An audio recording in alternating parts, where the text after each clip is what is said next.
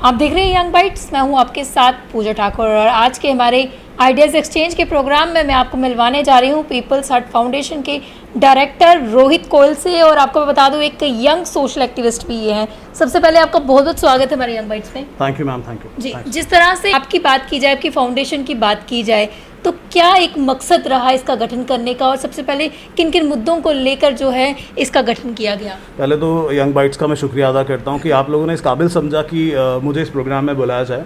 आपकी सारी टीम का मैं शुक्रिया अदा करता हूं। बात करें पीपल्स हट फाउंडेशन की, तो पीपल्स हट फाउंडेशन को हमने लास्ट ईयर बनाया। कहीं ना कहीं हमारा जो मोटिव था इसके पीछे एक विज़न था कि हम कैसे सोसाइटी को सर्व करें।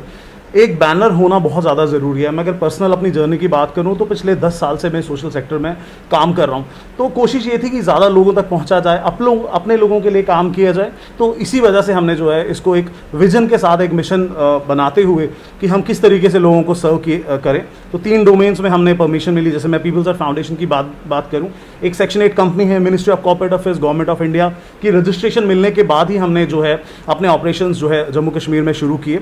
तो 3 डोमेन्स के लिए हमें परमिशन मिली है, एजुकेशन, हेल्थ और रिलीफ।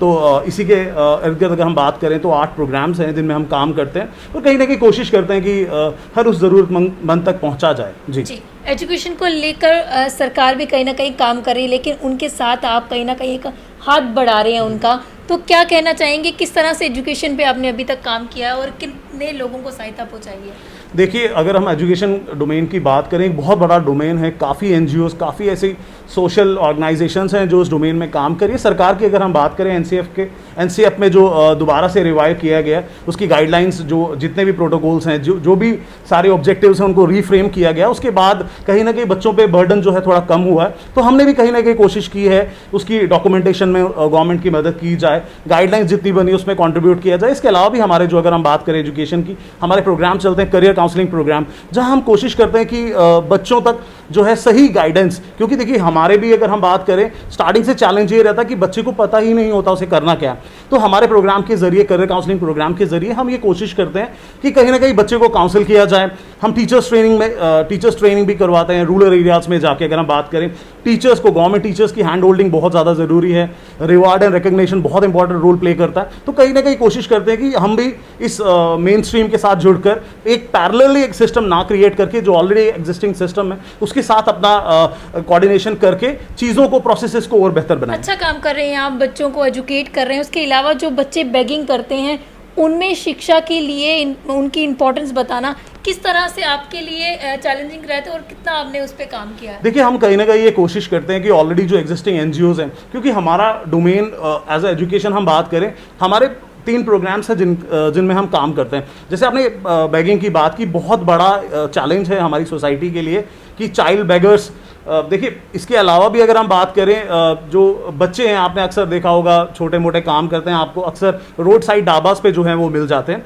तो हम ये कोशिश करते हैं कि लाइक माइंडेड ऑर्गेनाइजेशन, जैसे हमारी एक अगर हम बात करें, हमारी एडवाइजरी बोर्ड मेंबर है, उनका एक स्कूल चलता है, मस्ती की पाठशाला। तो मस्ती की पाठशाला में हम ये भी कोशिश करते हैं कि कैसे ऐसे ही लाइक माइंडेड ऑर्गेनाइजेशंस के साथ, इन स्कूल्स के साथ, नॉन फॉर्मल स्कूल्स या रेमिडियल स्कूल्स में इन बच्चों का एनरोलमेंट किया जाए और कहीं ना कहीं उनके सशक्तिकरण में उनका जो है सहयोग करें। मुझे लगता है बच्चों को समझाने से पहले जो पेरेंट्स उनके हैं, जो उन्हें बेगिंग के लिए भेजते हैं, उनके लिए एक काउंसलिंग सेंटर जो है वो होना चाहिए, ताकि वो समझ सके इंपॉर्टेंस क्या है बच्चों को पढ़ाने की। क्योंकि वो तो खुद घर पे रहते, बच्चों को बेगिंग के लिए भेज देते, तो उनको लगता है कि उनके इनकमिंग का सोर्स जो है वो बच्चे ही है। तो बच्चों को एजुकेट करने से पहले क्या कहना चाहेंगे आप कि उनके पेरेंट्स को करना कितना ज़्यादा ज़रूरी? देखिए, पेरेंट काउंसलिंग बहुत बड़ा रोल प्ले करती है। अगर मैं बात करूं डिपार्टमेंट ऑफ सोशल वेलफेयर, इसके अलावा भी कई हमारे ऐसे जो है सामाजिक संस्थाएं हैं जो इस चीज़ पे काम करती हैं, बट कहीं ना कहीं डिस्कनेक्ट ज़रूर है। देखिए, पहले हमें इसके पीछे एक रैशनल समझना पड़ेगा कि जो ये पेरेंट्स अपने बच्चों को बेगिंग के लिए क्यों भेजते हैं। देखिए, उन्हें लगता है कि बहुत आसान सोर्स है एक इनकम का। हमने जब हम, क्योंकि हम ऑन ग्राउंड ज़ीरो रहते हैं, तो हमने भी ये पाया कि पेरेंट्स क्या करते हैं, उनको लगता है कि हमारे बच्चे हैं, आपको पता है जनरली 4-5 बच्चे सबके ही होते हैं इन केसेस में, तो वो लोग क्या करते हैं, बेगिंग के लिए उनको भेज देते हैं और शाम को जितने भी पैसे उनके वो आते हैं उसमें जो शराब वगैरह जितने भी चीज़ें हैं वो ले लेते हैं। तो उनको लगता है कि आसान काम है। तो हमें बच्चों को तो ऑब्वियसली हम समझा सकते हैं, एडोलेसेंट्स हैं, थोड़ा टाइम लगता है उनको उस तरीके से उनकी काउंसलिंग करने में, बट पेरेंट्स का बहुत ज़्यादा रोल प्ले करता है। अगर हम पेरेंट्स के साथ डायरेक्टली कनेक्ट बनाए रखें, और गवर्नमेंट का भी कहीं ना कहीं मुझे लगता है किसी हद तक असफल रही है उन चीज़ों को पहुंचने के लिए, अगर वो उनके साथ कनेक्ट करें, उनको ऐसे काउंसलिंग सेंटर्स में एनरोल किया जाए, तो जहाँ उनको समझाया जाए। और कहीं ना कहीं उसका एक सबसे बड़ा रीज़न ये भी रहता है कि लाइवलीहुड नहीं है, लाइवलीहुड को एक बहुत बड़ा चैलेंज है इन लोगों के लिए। तो हमें लाइवलीहुड के लिए भी ऐसी गवर्नमेंट को स्कीम्स, क्योंकि ऑलरेडी हमारे पास कई ऐसे डोमेन्स हैं जहाँ पे हमारे पास हेड्स में पैसा आता है, तो हमारा ये है कि किसी ना किसी तरीके से थ्रू CSR या थ्रू गवर्नमेंट की मदद से हम लोग क्या करें, उनका रिहैबिलिटेशन पहले करें, लाइवलीहुड का सोचें, ताकि उनको ये जरूरत ही ना पड़े कि बच्चे जो है भीख मांगे जाए। आपने जिस तरह से कहा कि 1 साल हो चुका है आपकी फाउंडेशन को, और पिछला साल जो है वो कोविड में गुजरा, और ये साल भी जो है कोविड में ही गुजर रहा है, तो क्या कहना चाहेंगे कितनी ज़्यादा मदद जो है लोगों तक पहुंचाइए, क्योंकि ज़रूरतमंद लोगों तक मदद पहुंचाने के लिए कई सारी NGOs आगे आई थी, आपकी NGO ने किस तरह से काम किया वो जानना चाहिए। देखिए पूजा जी, अगर हम बात करें पीपल्स एट फाउंडेशन की, मैंने आपको बताया कि एक government registered, ministry of corporate affairs, government of India से रजिस्टर्ड NGO है। हमारे डोमेन्स बिल्कुल क्लियर है हमें क्या काम करना है, बट कोविड की त्रासदी में हमारे लिए बहुत बड़ा चैलेंज था कि लोगों तक पहुंचना। हमने कोशिश की, 5000 से ज़्यादा लोगों तक हमने जो है राशन पहुंचाया। अगर कोविड पेशेंट्स की बात करें, बहुत बड़ा चैलेंज रहता है कि आप कोविड वार्ड में जाते हैं, जो कोविड अफेक्टेड फैमिलीज़ हैं या जो लोग हैं, जो पेशेंट्स हैं, उन तक पहुंचना। तो हमारी टीम है, हमने टीम का पुनर्गठन किया, दोबारा से उनको समझाया, रीडायरेक्शन किया।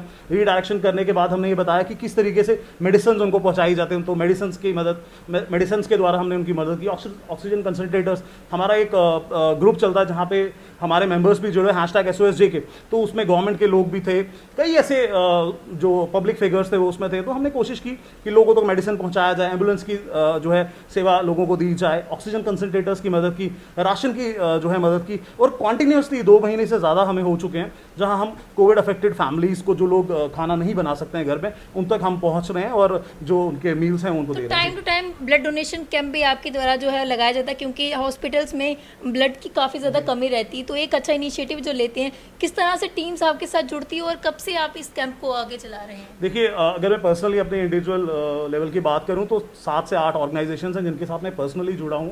जहाँ भी कहीं ब्लड की रिक्वायरमेंट होती है, हमारे ग्रुप्स ऑलरेडी व्हाट्सएप ग्रुप्स बने हुए हैं। जैसे ही हमारे पास कोई रिक्वायरमेंट आती है, कॉन्टिन्यूस देखिए ब्लड कैंप्स लगाना, इस तरीके की चीज़ें करना, ये कॉन्टिन्यूस प्रोसेस है जो नहीं रुक सकता, क्योंकि हर साल आपको पता है लाखों लोग जो है एक्सीडेंट्स की वजह से या और किसी जो है त्रासदी की वजह से जो है अपनी जानें गंवा देते हैं ब्लड ना मिलने के कारण। तो हमारा एक कॉन्टिन्यूस प्रोसेस है कि हम ब्लड डोनेशन कैंप्स ऑर्गेनाइज करते हैं, और भी काफ़ी ऐसी संस्थाएं हैं, ऐसी NGOs हैं जो इसमें अपना अहम रोल निभा रही है, एक इंपॉर्टेंट रोल है जो वो प्ले कर रही हैं। तो हम भी उनके साथ कोलैबोरेट करके कोशिश करते हैं कि जितनी भी हमारी ब्लड की रिक्वायरमेंट्स है, खासकर जम्मू कश्मीर में, हम उनको पूरी करें। जी, इस कोविड के दौरान आपके द्वारा कई सारे नंबर भी जारी किए गए थे कि जिन्हें भी ज़्यादा ज़रूरत है हमारे साथ संपर्क करें, लगातार आप जो है मैसेज जो है वो सर्कुलेट कर रहे थे। उसके अलावा कोविड के दौरान बात की जाए, कुछ कोविड के पेशेंट्स भी थे जिनकी डेथ हो गई थी, कोई स्टाफ, मेडिकल स्टाफ उनके पास नहीं आ रहा था, आपकी टीम ने बढ़ चढ़कर वहाँ पर काम किया था। क्या कहेंगे उसको लेकर कि मेडिकल फैसिलिटीज़ क्या प्रोवाइड नहीं हो रही कि आप ज़्यादा काम आगे करने आ रहे हैं? देखिए पूजा जी, बेसिकली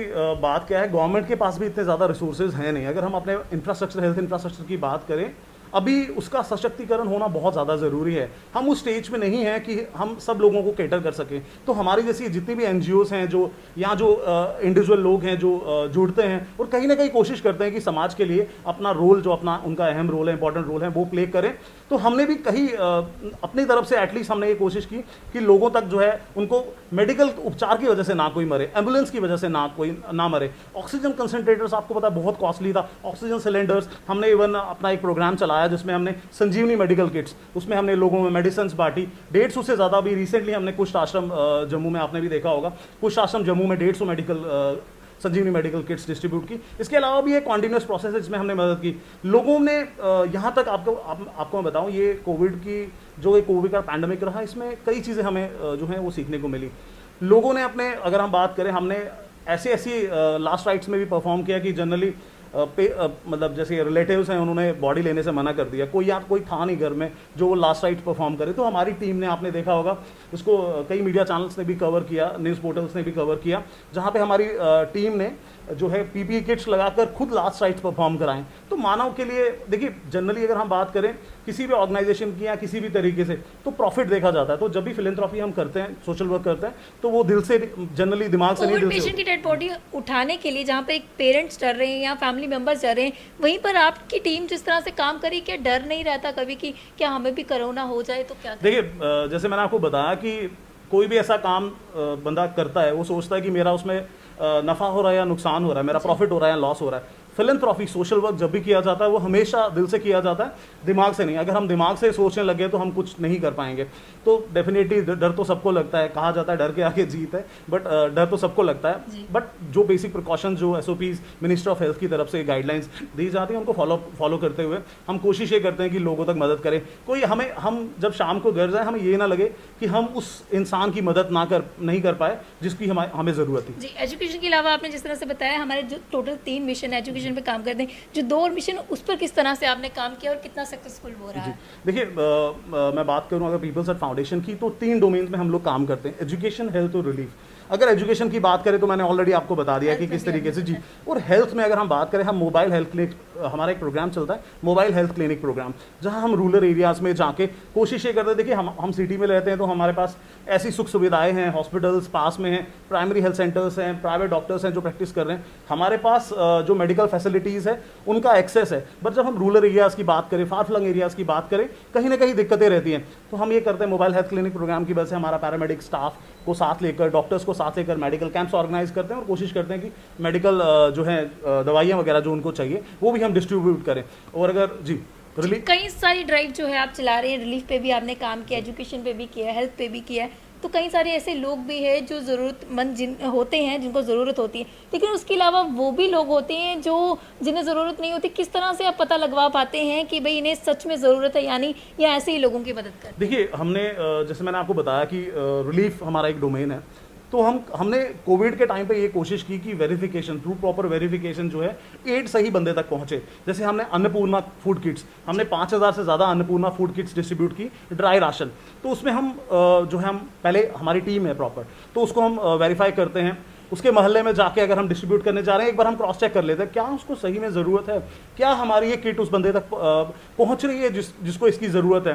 तो थ्रू प्रॉपर वेरिफिकेशन उसके मोहल्ले में जाके नेबर्स से एक बार क्रॉस वेरीफाई करके, या जितने भी हमारे पास ऐसी रिक्वेस्ट आती हैं वो जनरली ट्रस्टेड सोर्स से ही होती हैं। जैसे कई लोग जो है, हमें मीडिया के साथी हैं वो भी कॉल करते हैं, कई और सोशल एक्टिविस्ट हैं वो हमें कॉल करते हैं। तो डेफिनेटली एक क्रॉस चेक ज़रूर रहता है, तो उसके बाद ही हम जो है उन तक पहुंचते हैं। जी, हमारे मीडियम से जितने भी व्यूअर्स आपको देख रहे हैं, अगर उनको ज़रूरत है किसी भी चीज़ को लेकर, जिस तरह से आपके 3 मिशन उस पर आप काम करें, उसके रिगार्डिंग किसी को ज़रूरत है, तो किस तरह से एक हेल्पलाइन नंबर आप उन तक पहुंचाना चाहेंगे अपने? देखिए, किसी भी इंसान को मैं अगर बताऊं, हमारे खासकर जम्मू कश्मीर में अगर हमारी ज़रूरत है, पीपल्स एट फाउंडेशन सभी प्लेटफॉर्म्स पे अवेलेबल है, आप हमें मैसेज कर सकते हैं। इसके अलावा हमारा हेल्पलाइन नंबर 9906900227, मैं एक बार रिपीट करना चाहूँगा, 9906900227। अगर आपको लगता है कि आपको हमारी ज़रूरत है, आपके घर में राशन नहीं है, आपको लगता है कि किसी भी तरीके से पीपल्स एट फाउंडेशन आपको सपोर्ट कर सकता है, तो आप हमें कॉल कर सकते हैं, आप हमें मैसेज कर सकते हैं। हमारी टीम डेफिनेटली आप तक पहुंचने की कोशिश करेगी।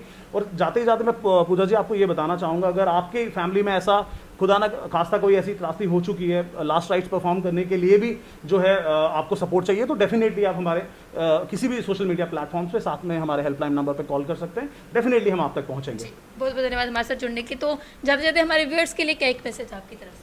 देखिए, भगवान, हम सभी उस परमपिता परमेश्वर पे, अल्लाह पे, वाहे पे, भगवान पे विश्वास ज़रूर करते हैं, बट कहीं ना कहीं मेरा मैसेज ये रहेगा कि हम सब में उनका अंश है, हम सब में उनका अंश है, और वो खुद नहीं आ सकते यहाँ धरती पर। इसीलिए हम सभी को एक दूसरे की मदद करके, कोलैबोरेट करके, एक दूसरे की सहायता, जैसे आपको लगता है आपके मोहल्ले में, मैं ये नहीं कहता कि आप हज़ारों लोगों तक पहुँचे, बट आपके अपने मोहल्ले में, आपके अपने घर में, जहाँ आपकी ज़रूरत है किसी को, तो डेफिनेटली आपको उन तक पहुँचना चाहिए। और कोलैबोरेट करके जो है, कनेक्ट करके पर्सनल लेवल पे हम लोगों की मदद कर सकते हैं। और अपने लोगों का ख्याल रखें, अपने माता पिता का ख्याल रखें, अपने परिवारजनों का ख्याल रखें, दोस्तों का ख्याल रखें और जो है खुश रहिए, खुशहाल रहिए। बहुत बहुत धन्यवाद हमारे साथ जुड़ने के लिए।